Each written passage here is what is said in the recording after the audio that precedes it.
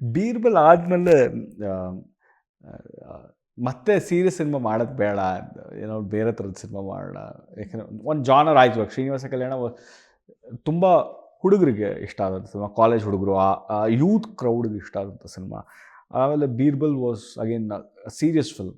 So Old Monk ಒಂದು family entertainer ಮಾಡೋಣ basically, ಎಲ್ರಿಗೂ ಇಷ್ಟ ಆಗೋದು. ಅಂದರೆ ಇವಾಗ ಮನೆ ಮಂದಿಯೆಲ್ಲ ಕುತ್ಕೊಂಡು ಅಪ್ಪ ಅಮ್ಮ ಅಜ್ಜ ಅಜ್ಜಿ ಎಲ್ಲರೂ ಕುತ್ಕೊಂಡು ನೋಡಿ ಎಂಜಾಯ್ ಮಾಡೋಂಥ ಒಂದು ಸಿನಿಮಾ ಆಗಬೇಕು. That was the intention behind Old Monk. So ಹಂಗಾಗಿ ಕತೆ ಸ್ಟಾರ್ಟ್ ಮಾಡಿದ್ವಿ, kept a love story. So but ಅದಕ್ಕೇನೋ ಒಂದು ಬೇರೆ ಏನೋ ಒಂದು ಬೇಕಲ್ಲ ಅಂತ ದೆನ್ ಅದನ್ನ ನಾರದ ಭೂಲೋಕಕ್ಕೆ ಬಂದರೆ ಹೆಂಗಾಗುತ್ತೆ ಆ ಥರ ಅದು ಏನೋ ಒಂದು ಪ್ರೀ ಬಿಲ್ಡಪ್ ಕೊಟ್ಟು ಕೃಷ್ಣ ಶಾಪ ಆಗ್ತಾನೆ, ಅಲ್ಲಿಂದ ನಾರದ ಬರ್ತಾನೆ. ಸೊ ಹಂಗೆ ಪ್ಲ್ಯಾನ್ ಮಾಡಿದಂತೆ it work really well for us. ತುಂಬ ಚೆನ್ನಾಗಾಯಿತು, ಬಾಕ್ಸ್ ಆಫೀಸಲ್ಲೂ ಚೆನ್ನಾಗಾಯಿತು. ಆಮೇಲೆ ಚೆನ್ನಾಗಿ ಕಲೆಕ್ಷನ್ ಆಯಿತು. ಸಿನಿಮಾ ಎಲ್ಲರೂ ಇಷ್ಟಪಟ್ಟರು, ಎಂಜಾಯ್ ಮಾಡಿದ್ರು.